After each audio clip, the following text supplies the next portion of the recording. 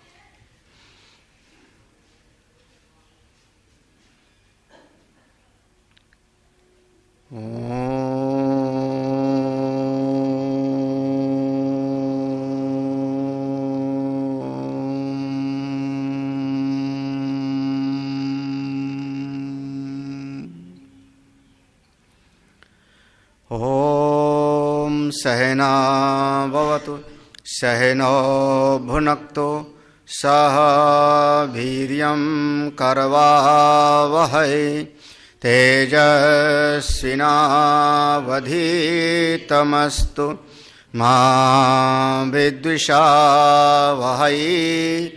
ॐ शान्ति शान्ति शान्तिः। शङ्करं शङ्कराचार्यं केशवं बादरायणं सूत्रभाष्यकृतौ वन्दे भगवन्तो पुनः पुनः। ईश्वरो गुरुरात्मेति मूर्तिभेदविभागिने व्योमवद्व्याप्तदेहाय दक्षिणामूर्तये नमः। सदाशिवसमारम्भां शङ्कराचार्यमध्यमाम् अस्मदाचार्यपर्यन्तां वन्दे गुरुपरम्पराम्। श्रुतिस्मृतिपुराणानाम् आलयं करुणालयं नमामि भगवत्पादं शङ्करं लोकशङ्करम्। नारायणं नमस्कृत्य नरं चैव नरोत्तमं देवीं सरस्वतीं व्यासं ततो जयम् उदीरयेत्।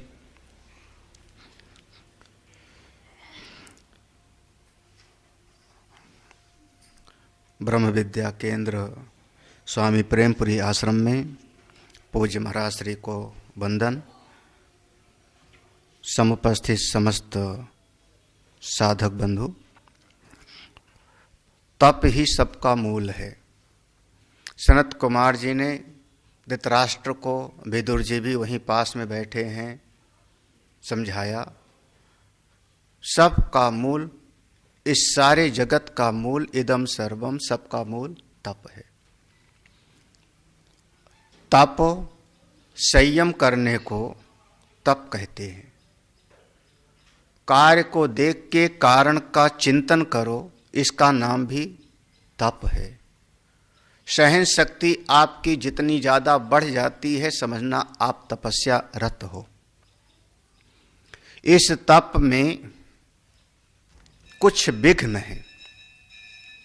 आपके तप को 12 चीजें हैं जो आपको विचलित कर देती हैं, आपकी साधना से आपको बाहर की तरफ खींच देती हैं।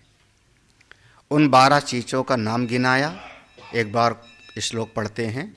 16वां श्लोक था, क्रोधा कामो लोभ मोहो विविशा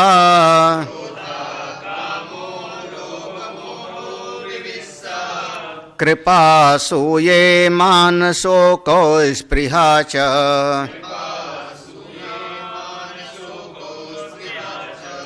ईर्ष्या जुगुप्सा च महागुणेन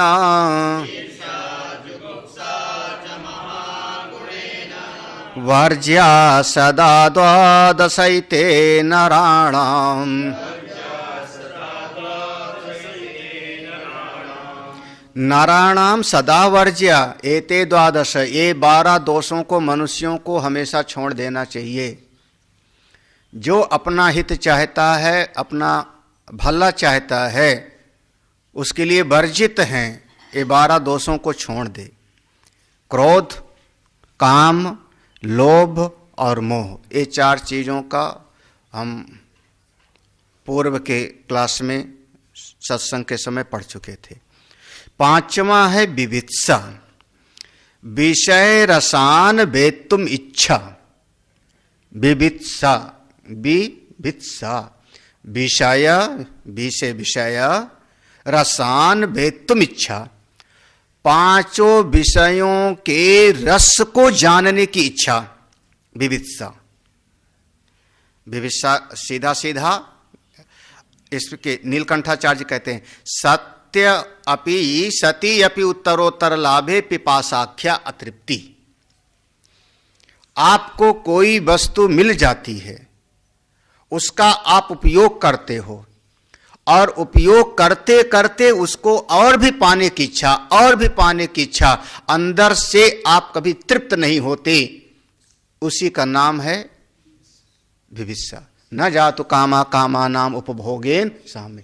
ये संसार के विषयों की एक खास इसकी एक क्वालिटी है कि आप इनको चाहे जितना आप देखते जाओ, सुनते जाओ, भोगते जाओ, खाते जाओ, आप कभी इससे तृप्त नहीं होते। इसी का नाम है विवित्सा। थोड़ा और, थोड़ा और, थोड़ा और। हाँ, जितना देख लिया थोड़ा और देखें, जितना सुन लिया थोड़ा और सुने, जितना चख लिया थोड़ा और, जितना भोग लिया थोड़ा और, जितना मिल गया इकट्ठा कर लिया थोड़ा और। इसी का नाम है विवित्सा। 5 विषयों में शब्द, स्पर्श, रूप, रस और गंध, 5 विषयों में और ज्यादा अतृप्ति का भाव, थोड़ा और मिले, थोड़ा और मिले, इसी का नाम है विवित्सा। इससे बच जाओ तो आप खुली आंख से देखो तो भगवान ने बहुत कुछ दिया है करुणा करके। प्रभु की कृपा से हमको बहुत कुछ प्राप्त है, लेकिन जीव का स्वभाव है जो प्राप्त है उस पर नजर नहीं है, जो नहीं प्राप्त है उस पर दृष्टि हमेशा पड़ी। जो है बहुत है, लेकिन वो नहीं मिला, वो प्राप्त नहीं हुआ, वो चीज नहीं मिली, इसी का नाम विवित्सा। अंदर से अतृप्ति है। अकृपा, इसका अगला वाला हो गया। अकृपा माने निष्ठुरता, कठोरता, सीधा सीधा। अकृपा माने निष्ठुरता। असूया, असूया कहते हैं गुणेषु दोष आविष्करणम। किसी आदमी के भीतर बहुत सारे गुण हो में, लेकिन खोज के हम कोई ना कोई कमी निकाल देंगे, इसका नाम क्या हो गया? असूया। जिसके भीतर ये ना होवे उसका नाम होगा अनसूया। उपसर्ग लग गया ना, अनसूया। अनसूया कौन है? जो किसी में दोष नहीं देखती। और असूया माने 10 अच्छाइयां हों, 10 अच्छाइयां हों, हम उसमें एक कमी तो ढूंढ ही लेंगे। बताओ, हद हो गई। हाँ। इसमें एक, इसका नाम है असूया, इसका नाम असूया। अगला है, सरल से हैं, सब जल्दी जल्दी देख लो। मान। मान किसको कहा? मान कहा, मान माने सरल आत्म बहुमानत्वम। आत्म, अरे हम कुछ कम नहीं है। आत्म बहुमानत्वम, हम बहुत अच्छे हैं जी, आपको क्या पता। नीलकंठाचार्य ने कहा माना माने आत्मनि पूज्यता बुद्धि। उसने हमको प्रणाम नहीं किया, उसने हमको नमस्ते नहीं किया, उसने हमारा हालचाल नहीं पूछा। मैं कोई ऐसे गया गुजरा हूं क्या? हाँ, कोई हम इसकी रोटी के भूखे थे, दोबारा कभी नहीं आएंगे। क्या हो इसका नाम? इसका नाम मान। गोस्वामी जी तो कहते हैं ज्ञान मान जहां एक नहीं, लेकिन जीव है अहम इति, मैं कुछ खास हूं, मैं कुछ विशेष हूं। पूज्य बुद्धि, अपनी के भीतर बहुमानत्वम। अरे ठीक है, ठीक है जी, आज हमारे पास अमुक चीज नहीं है तो क्या। हाँ, अभी हम लोगों के गांव की तरफ ऐसा कोई आदमी खाने को भी ना हो ठीक से, घर भी रहने का ठीक से ना हो, लेकिन उससे कह दो ये वाला काम कर ले तो वो आदमी जोर से कहता था कोई लाखों देवे तो भी ये काम नहीं करूंगा, करोड़ों देवे तो नहीं काम करूंगा। मतलब क्या कर रहा है, अपने आप को कुछ इसे, जबकि घर में खाने को नहीं है, अभी मिल जावे तो शायद 100 रुपए में वो जो है झूठी गवाही देने को तैयार हो जावे, लेकिन अपने भीतर मैं कुछ शेष हूं। हाँ, बहुमानत्वम, हम अपने आप को कुछ श्रेष्ठ समझते हैं, इसी का नाम है मान। शोको, शोक, शोक तो सब करते हो, क्या समझावें, सबको शोक तो पहले से हो रहा है। तो यहां पर उसकी परिभाषा कहा, इष्ट वियोगज अंतः, इष्ट वियोगज अंतःकरण विक्षोभो रोदन चिंतन आदि लिंग अप्रतिकार विषय शोक। शोक माने क्या हुआ, इष्टार्थ वियोगज, जिसको आप चाहते हो उससे बिछुड़ गए। वियोगज, वो मर गया या चला गया या टूट फूट गया, कोई वस्तु या व्यक्ति, दोनों। वस्तु जिसको आप चाहते थे, जिसको आप चाहते थे उससे आपका वियोग हो गया, और जब वियोग हो गया तो अंतःकरण विक्षोभा, अब आपके भीतर अंतःकरण बिल्कुल विचलित हो गया। तो विचलित हो गया तो कैसे करोगे, रोदन चिंतन आदि इसका लिंग है। आप रोगे, हाय हाय मचाओगे, चिंता करोगे, यही इसके लक्षण है शोक का। शोक को ऐसे आप दिखाओ, शोक को, शोक को ये जो अंदर की वृत्ति है ऐसे आप आंखों से नहीं दिखा सकते हो। उसका लक्षण कैसे होगा, लक्षण प्रमाणाभ्याम वस्तु सिद्धि। लक्षण क्या होगा, आप विलाप करोगे, चिंता करोगे, हाय हाय जीने का कोई फायदा नहीं, अब तो हम मरी जावें, हे प्रभु अब उठा ही ले मुझको।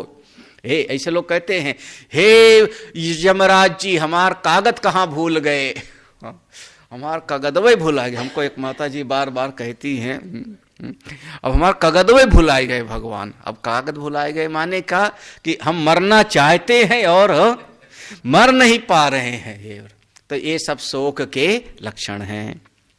तो स्पष्ट है। इस अगला है स्पृहा, कितने हो गए गिन लेना। स्पृहा, स्पृहा माने विषय भोगेच्छा, स्पृहा विषय भोगेच्छा। भोग्य वर्गेषु आदरः, पांचों विषय शब्द स्पर्श रूप रस गंध, इन पांचों विषयों की और ज्यादा प्राप्त होने की इच्छा का नाम ही है स्पृहा। ईर्ष्या, ईर्ष्या सबके भीतर होता ही होता है, क्या बताएं।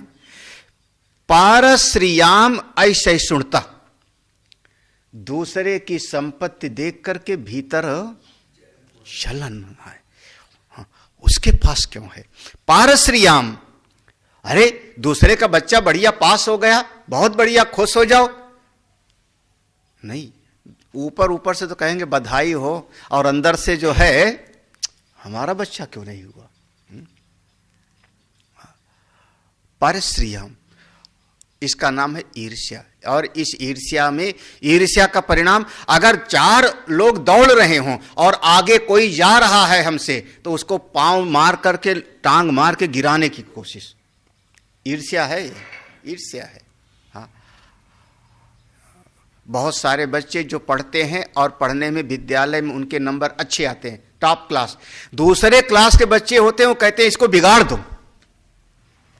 इसके नोट्स चुरा लो, इसकी किताब फाड़ दो। हाँ, क्यों? क्योंकि ये दूसरे की बढ़ोतरी को देख करके अंदर सहे ना पाना, इसका नाम है ईर्ष्या। ठीक है, अब देखो अगला आया जुगुप्सा। जुगुप्सा शब्द आता है कई बार, ये 12वां होगा, जुगुप्सा 12वां होगा, अंतिम। पार गुण पर गुणान अपहनोतुम इच्छा बीभत्सवा। ये बड़ा कठिन सा हो गया। बीभत्सा माने, जुगुप्सा माने पार गुणान। कोई आदमी दूसरे की गुण की चर्चा करे। अमुक व्यक्ति बहुत अच्छा है, उसने कहा कैसे कहा तुमने अच्छा है? हम तुमको बताते हैं उसमें 25 कमियां हैं। अरे उसने भोजन कराया ब्राह्मणों को, अरे तुमको पता है जो खाना खराब हो गया था वही खिलाया उसने। आपको पता भी है? अरे बड़ा मतलबी है। तो जुगुप्सा क्या चीज हो गई कि दूसरे के गुणों को आप काटने की इच्छा है, उसमें कोई गुण नहीं है, इसका नाम है जुगुप्सा। हाँ, अरे भैया सबके भीतर अच्छाई भी है। और दूसरी भाषा में कह लो पर निंदा। पर निंदा आप ढूंढ ढूंढ करके उसके भीतर के, तो अन्य के भीतर कोई गुण है उसकी स्वीकारोक्ति नहीं है, उसमें 10 कमियां आप निकाल दोगे, इसका नाम हो गया जुगुप्सा। ये वैसे 8 पास के अंतर्गत आता है। घृणा, लज्जा, भयम, शोक, जुगुप्सा पंचमेति, ये अष्टपास में आता है। बहुत बहुत ज्यादा ये जीव के लिए बंधनकारी है जुगुप्सा। इस प्रकार से ये वर्ज्या सदा, हमेशा ये 12 जो दोष हैं, प्रतिबंध हैं, कलमस हैं, इनको मनुष्यों को त्याग देना चाहिए। तेसाम सदा वर्जयत्व हेतु मा। क्यों त्याग दें? तो अब सनत कुमार जी इस 12 दोष के लिए एक दृष्टांत देते हैं। एकैकमेते राजेंद्र मनुष्यं पर्युपासते लिप्समानोऽनन्तरं तेषां मृगाणामिव लुब्धकः। हाँ, इस श्लोक का अर्थ देखना। एक एकम एते, हे राजेंद्र, भो राजेंद्र, हे राजेंद्र, एक एकम एते, ये जो 12 दोष है ना, ये 12 दोषों में से कोई एक भी अगर मनुष्य के भीतर रहा, मनुष्यम पर्युपासते, कोई मनुष्य इसको अपने भीतर रखता है, निकाल बाहर नहीं करता, 12 में से कोई एक भी दोष रखता है, तो लिप्स मानो अनंतरम तेषाम, उस एक ही दोष के कारण, वो जो एक दोष है उसी दोष के कारण शत्रु आक्रमण करते हैं और मनुष्य का हो जाता है नाश। उसकी जो तप करना था, जो ज्ञान पाना था, ज्ञान से वंचित हो जाएगा, विद्वान नहीं हो पाएगा, शास्त्र से वंचित हो जाएगा, तप से वंचित हो जाएगा। सबसे इन 12 में से अगर एक भी दोष रह गया, एक भी दोष रहा, तो उसी दोष को मौका ताड़ करके और आपके सारे शत्रु उस पर आक्रमण कर देते। कहीं से दृष्टांत क्या दिया? मृगाणाम इव लुब्धकः, मृगाणाम इव लुब्धकः, जैसे भाई देखो जंगल में कोई बहेलिया, लुब्धका माने बहेलिया, शिकार के लिए गया, जंगल में हिरन है, हिरन के भीतर कई गुण है, सुगंध है, तेज भागता है, शाकाहारी है, घास पत्ती खाता है, दर्जनों उसके भीतर गुण हैं, झुंड में रहता है, हमेशा चौकन्ना रहता है, दर्जनों गुण है। लेकिन अगर कोई एक दोष है कि वो संगीत सुनने में मजा आता है उसको, तो उसी एक दोष के कारण बहेलिया बीन बजाता बजाता वो हिरन धुन की सुन करके मस्त हो जाता है और उसी में बहेलिया बीन बजाता बजाता जा करके उसको पकड़ लेता है और वो बेचारा हिरन मारा जाता है। तो जैसे एक दोष के कारण वो हिरन बंधन में पड़ा, मारा गया, ऐसे इस मनुष्य के भीतर 12 में से कोई अगर एक भी दोष रहा तो उसी दोष को मौका देख करके शत्रु आक्रमण करते हैं और इस जीव का तप वंचित हो जाता है, ये तप उसका छूट जाता है, ऐसा समझ लो। इसलिए 12 में से हमेशा ध्यान रखना चाहिए, हमेशा ध्यान रखना चाहिए। यथा पंथा से कंतारे सिंह व्याघ्र मृगादया, ये सब उपद्रव करने वाले जितने हैं इनसे बच के रहो। कौन कौन से? ये जो ये जो 12 दोष हैं इनसे बच के रहो। अब आगे इसके बाद जो है, जो देखो पहले कहा था ना 13 प्रकार के नृशंस हैं, ऐसा ना 13 प्रकार के नृशंस हैं। तो 13 प्रकार के नृशंस में यहाँ 7 प्रकार के पहले गिनाया। ये पहले वाले इस श्लोक में 7 प्रकार के जो है नृशंस को गिना रहे हैं।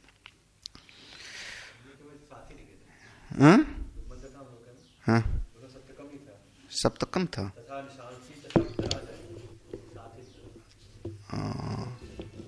हाँ अच्छा उसमें 7 था ये। हाँ देख लो तो 7 ही होना चाहिए, 7 ही सही है। हाँ तो 7 ही सही है। वो जो उसमें 10 लिखा है ना वो फिर वो गलत।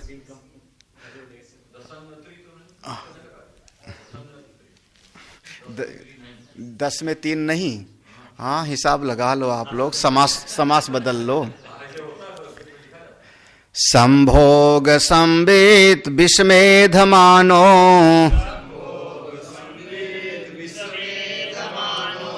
दत्तानुतापी कृपणो बलीयान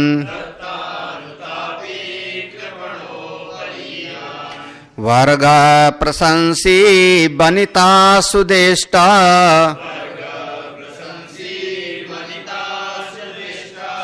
एते परे सप्त नृशंस वर्गाः।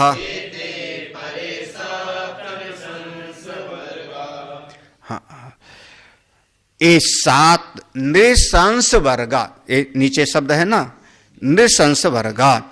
एते परे, ये 7 प्रकार के, एते ये 7 प्रकार के लोग नृशंस हैं, यानी मनुष्यों में दुष्ट हैं, ठीक नहीं है।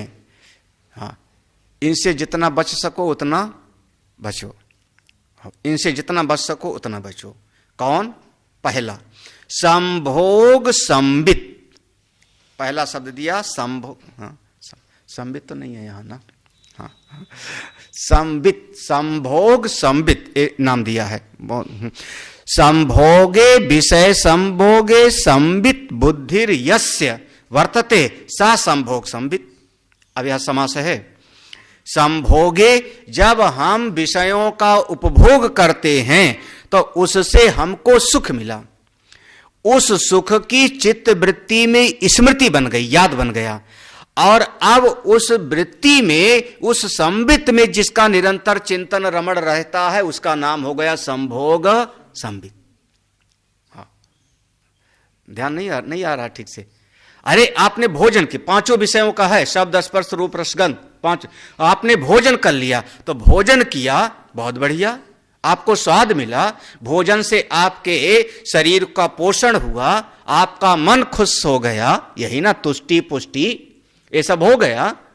लेकिन अब वो भोजन करके चले गए, अब भोजन करके चले गए, बहुत बढ़िया भोजन था, बहुत बढ़िया भोजन था, अमुक प्रकार का पकौड़ी बहुत अच्छी थी। अब 2 दिन 4 दिन 10 दिन आप उसी की याद करते रहे हो, इसका नाम हो गया संभोग संबित। वो भोजन आपके लिए अहितकारी उतना नहीं था जितना आपका उसकी याद में समय का गंवाना। आपको पढ़ना चाहिए था शास्त्र, आपको करना चाहिए था मंत्र जाप, आपको करना चाहिए था पूजा पाठ, लेकिन अब उसकी याद करते रहते हो। हाँ भाई धन है ना, धन है बिल्कुल सही, धन का आप उपयोग किए, लेकिन अब उसकी याद करते रहो कि हाँ इतना रुपया हमने वहां पर गाड़ रखा है। हाँ, और कितना दफ्तर में तो इंक्रीमेंट कितना लगेगा इसी के लिए हिसाब लगाते रहते थे लोग। हाँ इतना इंक्रीमेंट मिलेगा, इतने इसमें इतना जो है उसमें चला जाएगा, पीएफ में चला जाएगा, इतना हमको कट के मिलेगा। महाराज ये दफ्तर में बैठे यही करते रहते थे, इसका इतना जो है क्या मिलेगा वो एरियर।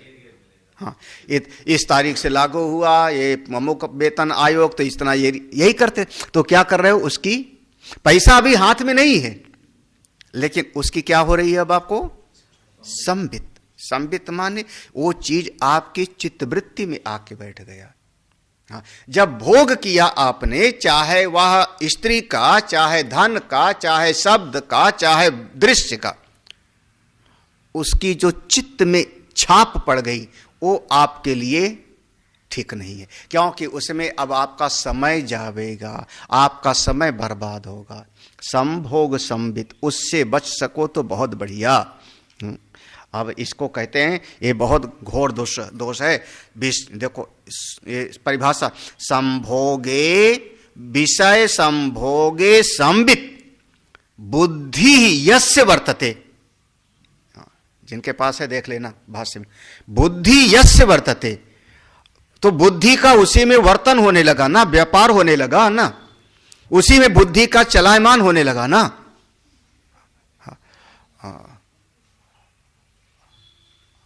किसी शहर में चले जाओ, किसी शहर में चले जाओ, आदमी मिठाई खाता है, सब खाते हैं, लेकिन कई बार कहते हैं स्वामी जी ये वाली मिठाई फलाना दुकान से आई है, उस दुकान की मिठाई बहुत अच्छी होती है। ये क्या है? ये है हाँ? मतलब मिठाई लाके दिया, चढ़ाया, मिठाई चढ़ाया, मिठाई चढ़ाने के साथ ये भी बता दिया कि अमुक दुकान की मिठाई बहुत, तो आपने अभी मिठाई को तो खाया नहीं, भोग तो किया नहीं समय पर। ये जो बता रहे हो कि मिठाई बहुत अच्छी है दुकान वाली, ये क्या हो रहा है? आज के 15 दिन पहले हमने उस दुकान की खाई थी, तो संबित है ना। इसको कहा संभोग संबित। ये आपके चित्त में जाके छाप बैठ गए, यही वासना बन जाती है। ये आपके लिए बंधनकारी है, ये आपके लिए बंधनकारी है।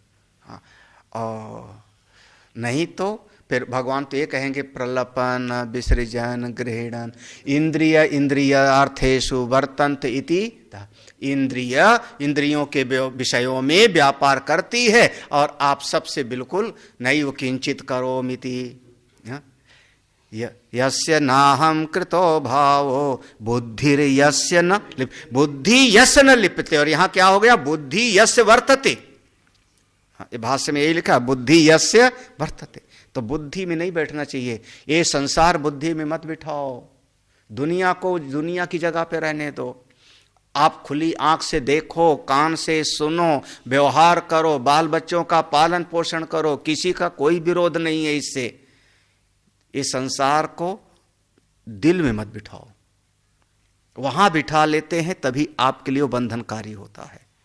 अंदर मत बिठाओ, जो जहां का है वहीं रखो। अमुक चीज यहां पर है, यहां रहे। अमुक चीज यहां शोभित होती है, यहां रहे। हाँ भाई, वस्त्र है, कुर्ता यहां पहना जाता है, पजामा नीचे पहना जाता है, वो वहीं अच्छा लगेगा। पजामा ऊपर पहन लो, हाँ कैसा लगेगा?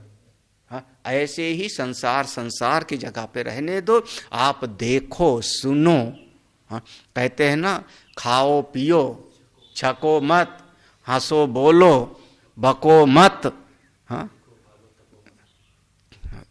तो चलो फिरो, थको मत। अब लगाते रहो ऐसे। तो संसार संभोग संबित, बहुत बढ़िया शब्द है। दूसरा शब्द है विषमेध मानो। इसके दोनों अर्थ किया, द्विषमेध मानो भी किया, विषमेध मानो। हाँ, दोनों अर्थ इसका लिया है यहाँ पर। तो द्विषम द्वेषम एधमानो वर्धयन, ऐसा लिया है अर्थ, और विषमेध मानो भी ऐसा भी इसका अर्थ लिया है। दोनों जगह पर ऐसा लिया है। तो देखो, पहले विषमेध मानो ले लो। विषम इव परेशान उपद्रव कृत्वा एधमानो वर्धमानः अथवा दुष्मेधमानः इति पाठांतरम। यहां पर ये पाठ हो गया। तो विषम इव जैसे जहर है।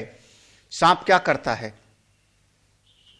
जहर दूसरे के ऊपर, हाँ, वो दांत से चुभा करके अंदर भी डाल देता है और उसका छींटा भी फेंकता है। जहर का छींटा भी फेंकता है। जब वो यूं करता है तो जहर फुफकारता है, जिसको फुफकार कहते हैं।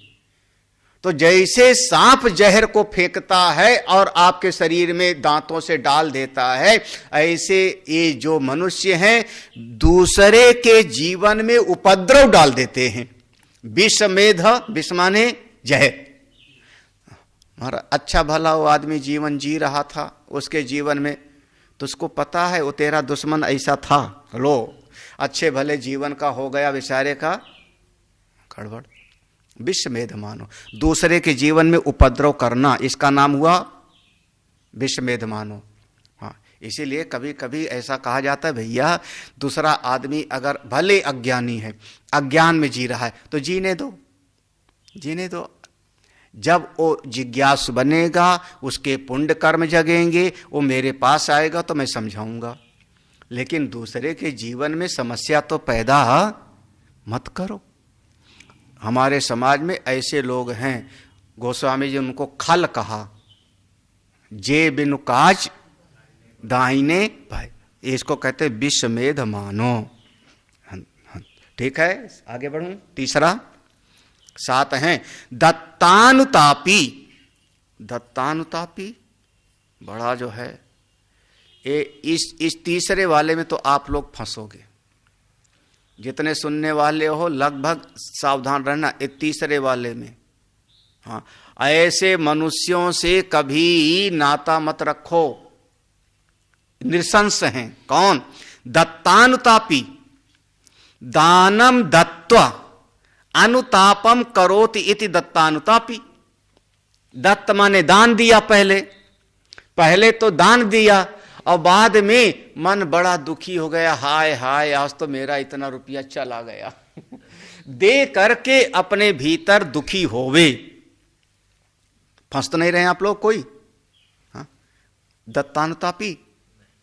हाँ, दत्तानुतापी माने अरे अब 5 लोग मिलके आए मोहल्ले के, हमारे मोहल्ले में रात्रि जागरण है, यज्ञ हो रहा है। अब भैया 5 लोग मिलके आए तो उसने दे दिया, जो है लो 5,000 ले लो। जब दे दिया उसके बाद पैसा लेके वो लोग चले गए। जब चले गए तो अपनी बीवी पर उसने गुस्सा उतारा, तुमने क्यों बताया कि मैं घर में हूं? हाँ, देखो 5,000 चले गए ना। अब बीवी ने कहा दिया क्यों तुमने? बोले क्या करते हो, फलानवा मोहल्ले का था ना, वो था ना, देना पड़ा। अब पूरे 2 दिन घर में हुई लड़ाई। कौन हो गए? दत्तानुतापी। ऐसे लोगों को नृशंस कहा गया। दानम दत्त्वा अनुतापम करोति इति दत्त। अच्छा, अब आगे देखो कृपणः। कितने हो गए? चौथा होगा कृपणा। कृपण माने फिर वही कंजूस, यही ना, कृपण माने कंजूस। देखो कृपण के अर्थ को किया, दोनों परिभाषा में बोल देता हूं। हाँ, पहले नीलकंठाचार्य जी का देखो, नीलकंठाचार्य क्या कहते? कृपणा प्राणांते यपि वित्त व्ययम असहमाना। प्राणांते अपि वित्त व्ययम असहमाना। भाई मरने की स्थिति हो जावे लेकिन फिर भी धन का खर्चा ना हो, इसका नाम हुआ कृपण। प्राणांते अपि वित्त व्ययम असहमाना। महाराज भूख लगी है, जेब में रुपया भी है, लेकिन 2 पूड़ी लेके खाएगा नहीं। पानी पी लेंगे, क्यों? पैसा तो है जेब में। बोले ना ना, खर्चा नहीं करना है। हाँ, कौन है ये? कृपण। हाँ, और भगवान भाष्यकार क्या कहते हैं? कृपणः यत् किंचित अर्थ लव लाभ मात्र लोभात सर्व अवमानम सहते यह सा कृपणः। कृपण माने क्या? यत् किंचित, थोड़ा सा भी, अर्थ लव लाभ, 100 रुपया मिल गया, 500 मिल गया, 1000 रुपया मिल गया, थोड़ा सा कुछ रुपया मिल गया। अब पास में है, जेब में है, घर में 4 बच्चे हैं, पोता पोतियां हैं, वो जेब पर नजर लगाए हैं, दादाजी दे दो, दादाजी दे दो, लेकिन वो जेब से निकलता नहीं तो सर्व अवमानम सहते। जब आप जेब से निकालते नहीं हो तो बच्चा भी टेढ़ी नजर से देखता है, हाँ, बहू भी टेढ़ी नजर से देखती है, बेटे भी अपमान करते हैं, सबका अपमान सहते हुए भी और आप वो जेब से निकालते नहीं हो तो उसका नाम क्या हुआ? कृपण। कैसा लगता है? होगा कि नहीं ऐसे दुनिया में?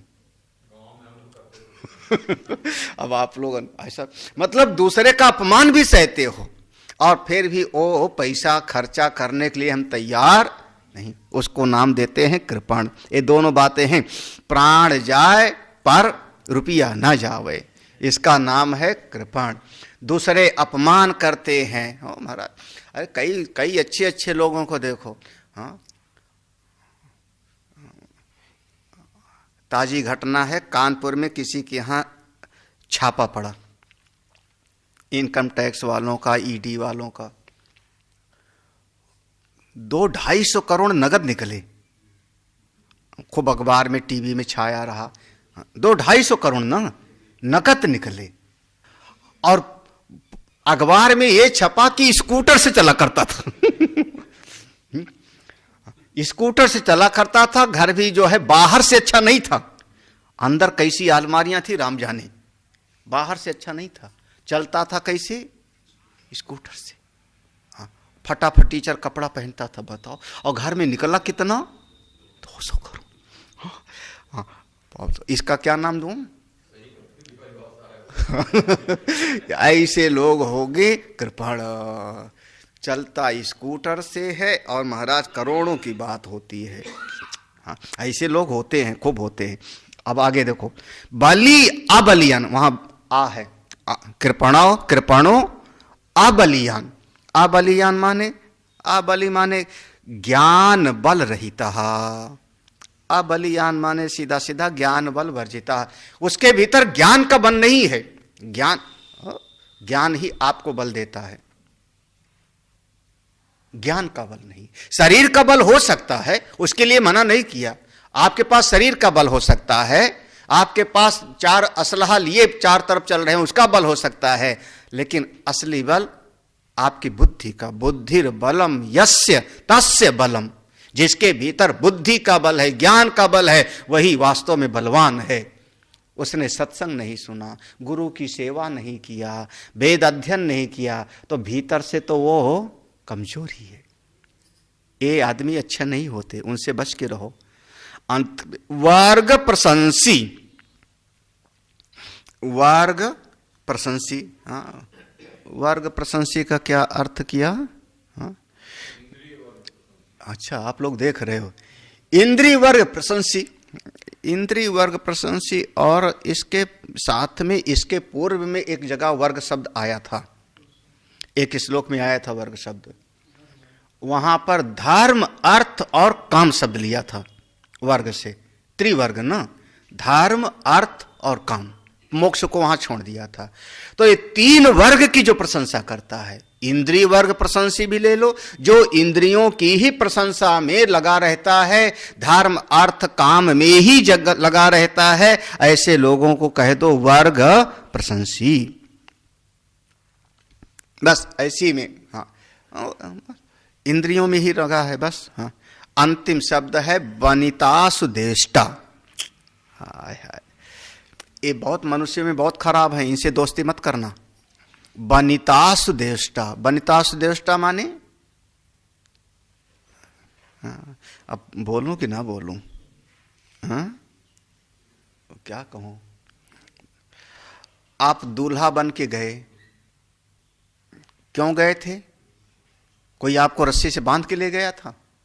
अपनी मर्जी से गए थे ना, अपनी मर्जी से गए थे, बांध के कोई नहीं के ले गया था।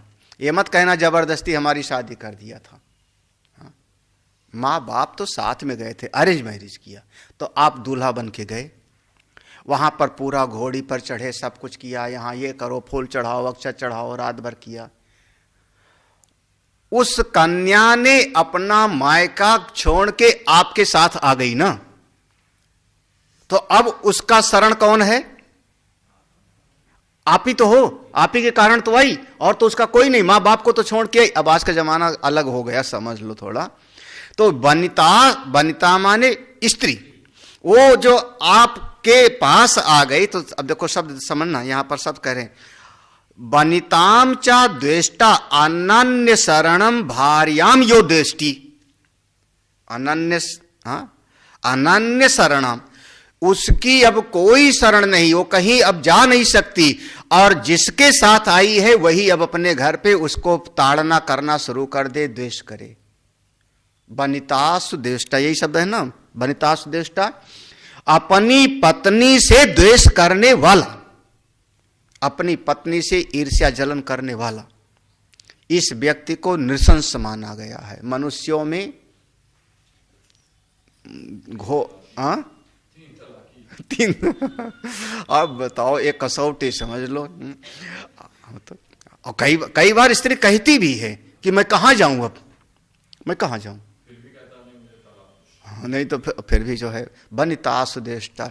जब भाई आप लेके आए हो तो फिर आप, अब उसका कोई शरण नहीं, उससे द्वेष करने वाला। एते परे सप्त नृशंस वर्गा, ये 7 प्रकार के लोग बहुत ही नृशंस हैं, मनुष्यों में यह आदरणीय नहीं है। ऐसे लोगों से बच के रहो।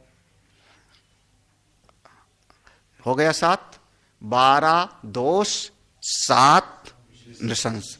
अब 12 गुण भी देख लो जिनको लाना चाहिए आप। भाई लाने वाले भी तो बताओ, इनसे बचो और इसको भीतर लाओ। 12 लाना चाहिए। ज्ञानम च सत्यम च दमा श्रुतम च,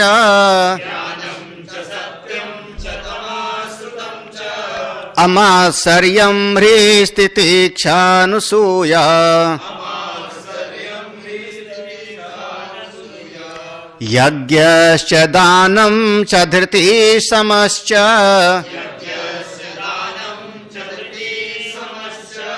महाव्रता 12 ब्राह्मणस्य,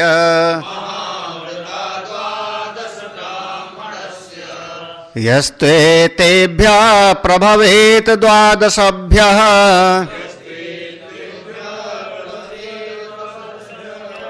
यस्त्वेतेभ्यः प्रभवेत् 12भ्यः,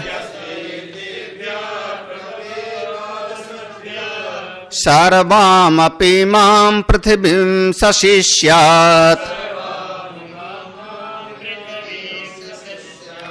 त्रिभिर्द्वाभ्यामेकतो वार्थितो या,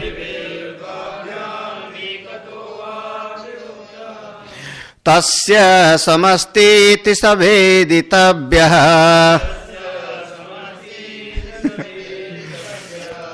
ये चौथा चरण पूरा अंतर है ना। त्रिभिर्द्वाभ्याम एकतो वा विमुक्ता, क्रमात् विमुक्ता मौन भूता भवंती। ये भाष्य में इस पर है। हाँ देखो, ये दोनों में पाठ भेद बहुत है।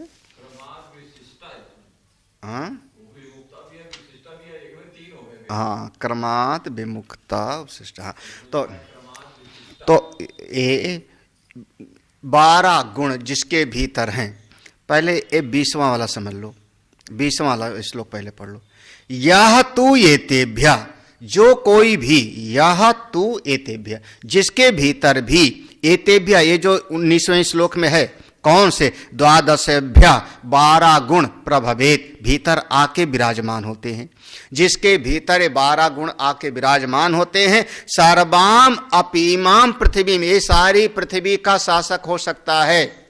ये 12 गुण जिसके भीतर हो वो सम्राट हो सकता है।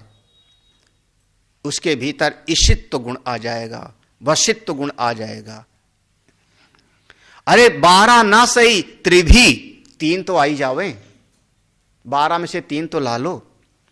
किसी ने कहा तीनों बहुत कठिन है, 3 भी कठिन है। अरे द्वाभ्याम 2 तो ला सकते हो ना, 2 लाओ। किसी ने कहा 2 भी बड़ा ही मुश्किल है, तो बोले 1 तो। हाँ, अगर 3 आ जाए तो बहुत बढ़िया, 2 आ जाए तो भी अच्छा, 1 तो ले आओ। अगर 1 भी आ जाए तो समझना कि आप इस जगत में मूल्यवान हो, धनी हो, अच्छे हो। कौन से 12 गुण? 12 में से 3 भी ला लो तो भी अच्छा। अरे 2 ला लो तो चलेगा, अब कुछ नहीं तो 1 आध तो ला लो। हाँ? कितना सरल कर दिया। और 12 आ जाए तो, 12 आ जाए तो पृथ्वी का शासक हो सकता है, ये कह दिया। कौन कौन से 12 गिनो। अब 19वें श्लोक को देखो। ज्ञानम च सत्यम च दमः श्रुतम च, ज्ञान सत्य दम श्रुत अमात्सर्य ह्री तितीक्षा अनसूया यज्ञ दान धृति सम। ये 12 का एक एक शब्द में परिभाषा देख लो। ज्ञानम, पहला शब्द है ज्ञानम, उसका अर्थ किया तत्वार्थ संवेदनम। तत्व ज्ञानम, तत्व को जानना ही ज्ञान है। मैं कौन हूं, कहां से आया हूं, तत्व का बोध ही ज्ञान है। दूसरा है सत्यम, सत्यम है यथार्थ भाषणम, यथार्थ भाषणम भूत हितम च, दोनों समझना, यथार्थ भाषणम भूत हितम च। सत्यम माने हिंसा वर्जम यथार्थ भाषणम, यथार्थ भाषण, हम बार बार कहते हैं यथार्थ भाषण माने अब आप लंगड़े को लंगड़ा बोल दो, बहुत गुस्सा होगा ना। यथार्थ तो है, तो कहा नहीं, यथार्थ भाषण लेकिन साथ ही साथ भूत हित, जिससे दूसरे का हित हो। सत्यम ब्रूयात प्रियम ब्रूयात ना ब्रूयात सत्यम अप्रियम, यथार्थ भाषण। तीसरा है दम, मनसो दम, मन का नियंत्रण करना, इसी का नाम दम है। मन दमो मनसो दम।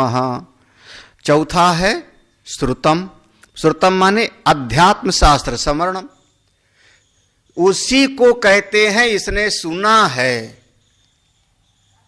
वेद में लिखा, हमने ऐसा सुना है।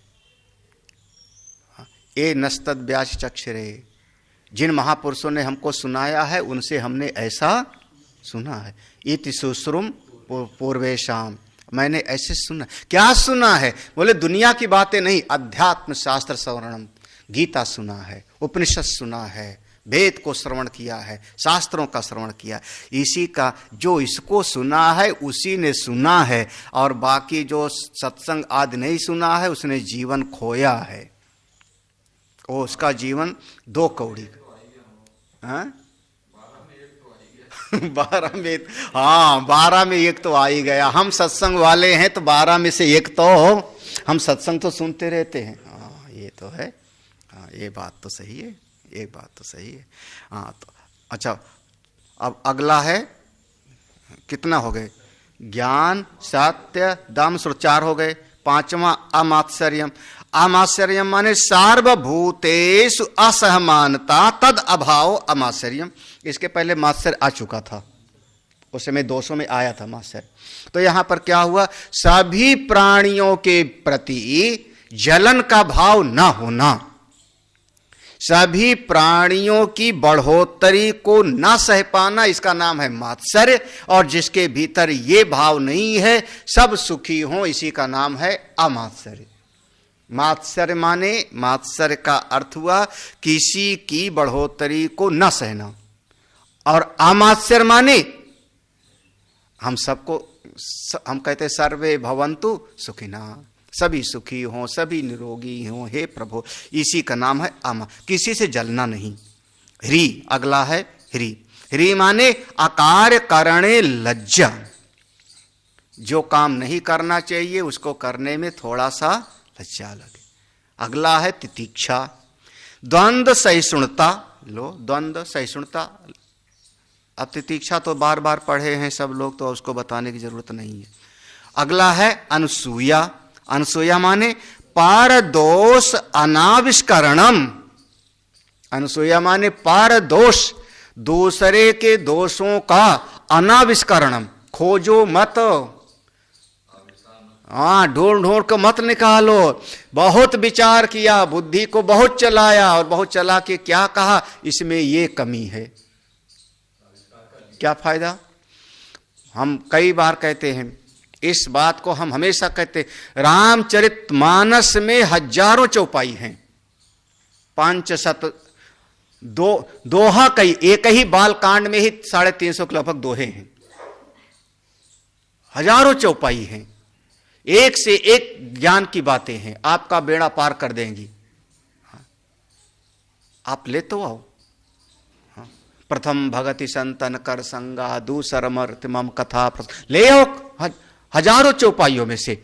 लेकिन सारी चौपाई एक किनारे, गोस्वामी जी ने ये क्यों लिखा, ढोल गंवार शूद्र पशुनारी, ये क्यों लिखा? बस पकड़ के बैठ गया। ये कौन है जो ऐसा प्रश्न पूछे हमसे? हम कहते हैं ये है असूया दृष्टि वाला, ये कभी परमात्मा को नहीं पावेगा, क्योंकि इसकी दृष्टि अच्छाई पर नहीं है, 1000 चौपाइयों में से अच्छाई पर नहीं है, 1000 में से एक कमी देख ले रहा है। ये ब्रह्म तत्व को तो कभी पा ही नहीं सकता।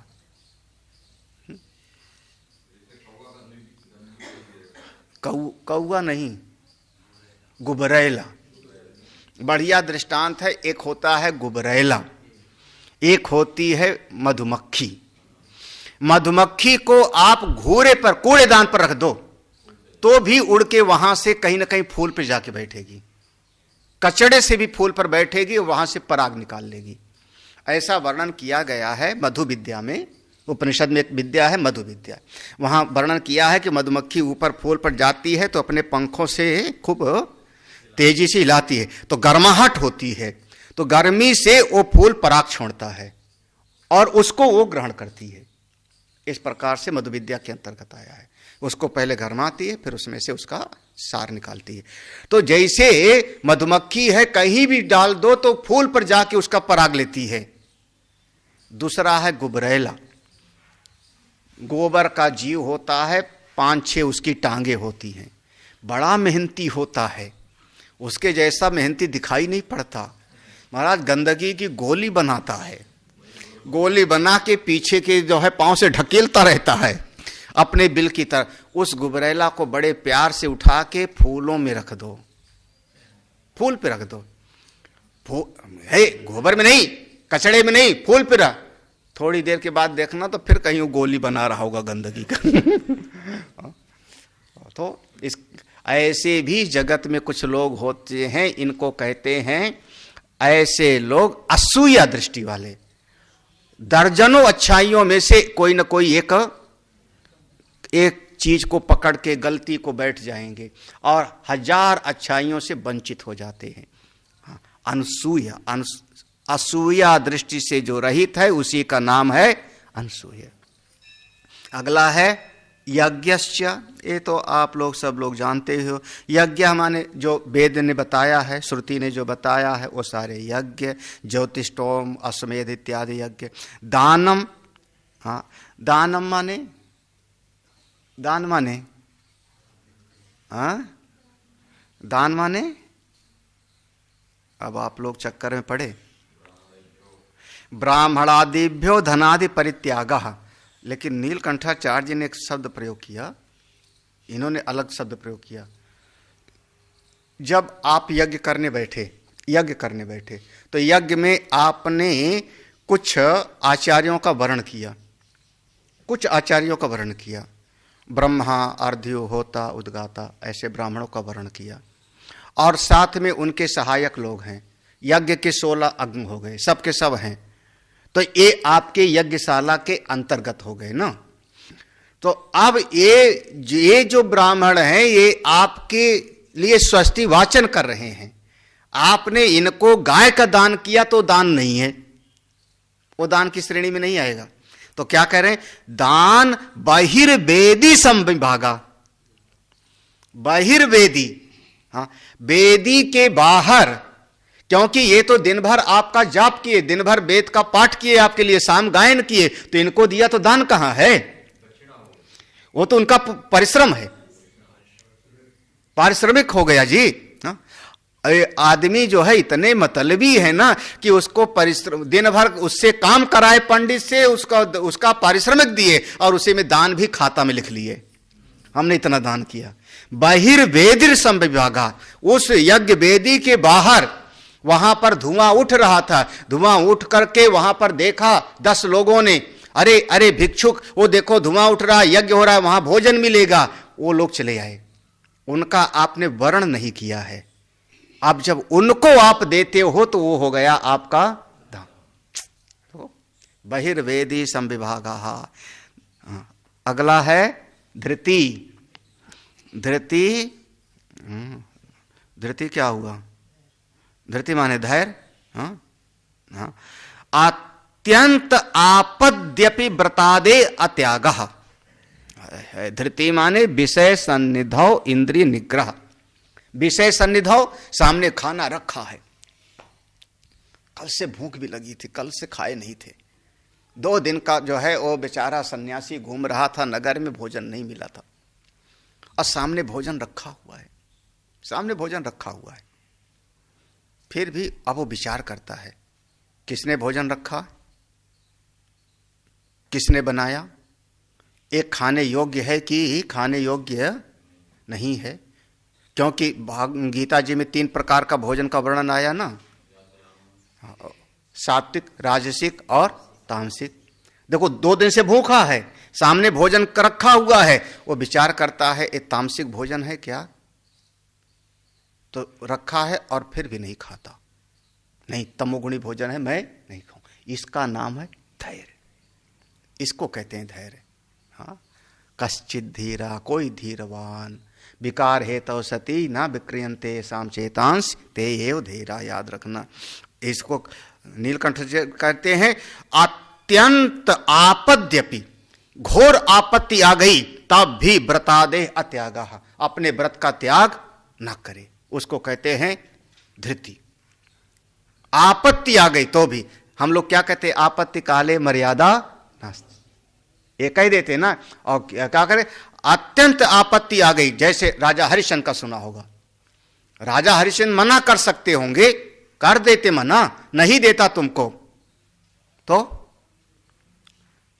राजा मयूरध्वज मोरंगध्वज जो हैं वो मना कर सकते थे, कोई बेटे को चीर करके भोजन देगा क्या, नहीं देंगे।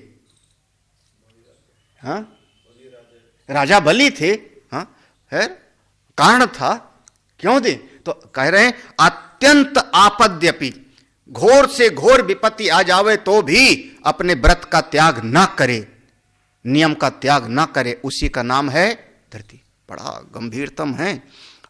क्षमा, क्षमा माने मनोनिग्रह, यही हो गया ना, क्षमा न, ये सब 12 चीजें हो गई, आप गिन लेना। ज्ञान, सत्य, दम, श्रोत, अमात्सर्य, री, तितीक्षा, अनसूया, यज्ञ, दान, धृति और सम, ये ब्राह्मणों के 12 लक्षण हैं। 12 हो जाए तो शास्त्र ने कहा पूरी पृथ्वी का शासक आप हो सकते हो, सम्राट हो सकते हो, 12 हो जाए तो। और नहीं तो 3 हो जाए तो भी समझना ठीक ठाक है, 3 नहीं 2 हुआ तो भी चलेगा, 1 हुआ तो भी गरीब नहीं हो, ठीक ठाक हो, धनी हो, गए गुजरे नहीं हो। ओम पूर्णमदः पूर्णमिदं पूर्णात् पूर्णमुदच्यते पूर्णस्य पूर्णमादाय पूर्णमेवावशिष्यते। ओम शांति शांति शांति। हरि ओम श्री गुरुभ्यो नमः। हरि ओम। ओम ओम ओम। स्वामी श्री प्रेमपुरी आश्रम ट्रस्ट, प्रेमपुरी आध्यात्म विद्या भवन द्वारा 17 फरवरी गुरुवार से कुर्यात सदा मंगलम, यह एक मंगल प्रार्थना भी है और एक मंगल घड़ी भी हमारे बीच में रहेगी, जब संतों के साथ, संतों के समक्ष हम बैठकर संतों के प्रवचन, स्वाध्याय और सायं प्रवचन, जो दया गीता चिंतन माला की चल रही है, तीनों में दर्शन और आशीर्वचन का हमें लाभ जो 2019 के पहले और बीच में कुछ समय हमें मिला, उसको हम वापस चालू करने जा रहे हैं। आप सबसे विनंती है कि यह आनंद की घड़ी है, हम मिले और यह प्रवचन धारा वापस पूर्व जैसे चल रही थी ऐसे ही चले। हमें विदित है कि 16 तारीख तक हमारे बीच में प्रातः प्रवचन अभयानंद सरस्वती जी महाराज द्वारा जो चल रहा है, वह नित्य के अनुसार 8 से 9 यूट्यूब से हम सुनेंगे। सायं उनके द्वारा ही जो दया गीता चिंतन माला है वह 5 से 6 के दरमियान हमें प्राप्त होगी।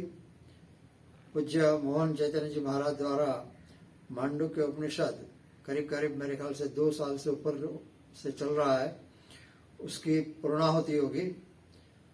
17 तारीख से सभी तीनों प्रवचन परम पूज्य स्वामी श्री हरिहरानंद सागर जी द्वारा हमें प्राप्त होगा, जिसमें प्रातः प्रवचन में 8 से 9 के दरमियान प्रेमपुरी मध्य ही श्री शंकराचार्य विरचित प्रातः स्मरण स्तोत्र पूज्य हरिहरानंद जी महाराज द्वारा होगा। उनके द्वारा ही तैत्तिरीय उपनिषद यह जो स्वाध्याय प्रवचन है वह 17 से 28 पूज्य हरिहरानंद जी महाराज द्वारा हमें प्राप्त होगा। सायं प्रातः के मुताबिक ही 17 से 20 गीता अध्याय 14वां उसके पर पूज्य हरिहरानंद सागर जी द्वारा प्रवचन होगा। 21 तारीख से 28 तारीख फरवरी तक हमारे पूजनीय स्वामी श्री चिदम्बरानंद सरस्वती जी महाराज हमारे बीच में रहेंगे। प्रातः 8 से 9 वैराग्य शतकम इस विषय पर उनका प्रवचन रहेगा। सायं पूज्य चिदम्बरानंद सरस्वती जी महाराज द्वारा ही विदुर नीति समय नोंद कर ले 5:30 से 7 1.5 घंटे तक हमें प्राप्त होगी। यह विदुर नीति 21 से 28 यह प्रेमपुरी मध्य जो कोविड वैक्सीनेशन डबल जो लिया हो उसको उसका सर्टिफिकेट आप साथ में रखें और प्रवेश मिलेगा। YouTube पर भी यह हमें सुनाई देगा, मगर सामने बैठने का आनंद अलग ही है। तो आपसे निवेदन है कि आप जरूर से पधारें, आपके जो साथी हैं उनको भी लेके आए और हम लोग सब आनंद करें साथ में मिलकर संतों के प्रवचन के साथ। तो यह जो स्वाध्याय प्रवचन है वह हर प्रति मार्च महीने के माफक इस समय भी परम पूज्य अद्वैतानंद गिरि जी महाराज द्वारा मार्च में होगा। तो यह सभी आगामी कार्यक्रम के बारे में थोड़ी बहुत जानकारी मैंने दी आपको। 1 मार्च से पूज्य श्री नारायण चैतन्य जी महाराज पूरे महीने तक प्रातः एवं सायं प्रवचन में हमारे बीच में रहेंगे और 1 मार्च को महाशिवरात्रि के उपलक्ष्य में 5 से 7 एक विशेष कार्यक्रम भी उनकी उपस्थिति में होगा, जो उसमें रुद्राभिषेक वगैरह होगा। तो इसका भी हम आनंद लेंगे। साथ में जुड़िए, साथ में चलेंगे, साथ में हम संतों के दर्शन आशीर्वचन का लाभ लेंगे। आप सभी को फिर से वंदन करते हुए आपकी तरफ से सभी संतों को दंडवत प्रणाम करते हुए स्वामी श्री प्रेमपुरी आश्रम और हमारे जो अध्यक्ष है परम पूज्य स्वामी श्री विश्वेश्वरानंद गिरि जी महाराज उनको वंदन करते हुए यह जो 17 तारीख से बराबर 8 शुभारंभ में आप सभी पधारे ऐसी विनंती। फिर से मिलेंगे। ओम पूर्णमदः पूर्णमिदं पूर्णात् पूर्णमुदच्यते पूर्णस्य पूर्णमादाय पूर्णमेवावशिष्यते। ओम शांति शांति शांति। ॐ शान्ति शान्ति।